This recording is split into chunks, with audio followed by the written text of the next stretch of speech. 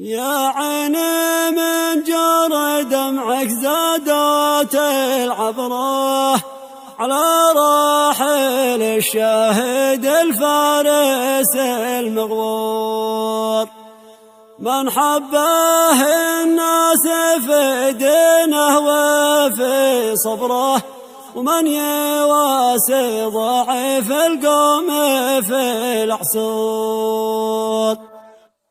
يا عيني من جرى دمعك زادت العبرة على راحل الشاهد الفارس المغوار، من حبه الناس في دينه وفي صبره، من يواسي ضعيف القوم في الأعسار. والباني اللي قلوب الناس قصره غدر وكل بكى في مختلف الأعمار، كم يا مشاكل يعالج صبحه وعصره، من أجل بحان ضحى بالولد والدار. خدوم للناس دايم ساعات العصره، محبوب مشهود له في مختلف الأدوار. يا ربي من هو غدر شق له صدره، واجعل حياته معذب وفقده الابصار. واجعل لعبد الله الثاني الذي قدره عنده لبحان كامل علي المقدار، جنه مع الحور والفردوس في قبره،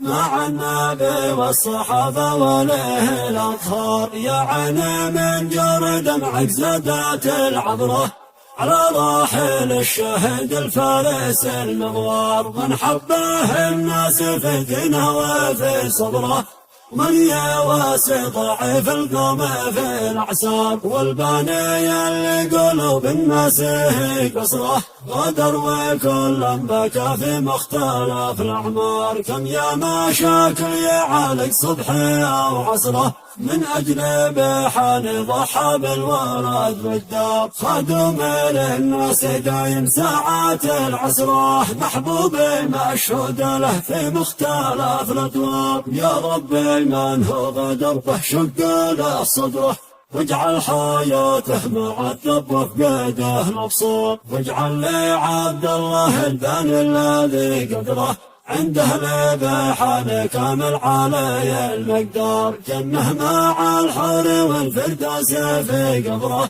مع النبي والصحابه وله الاطهار. مع النبي والصحابه وله الاطهار.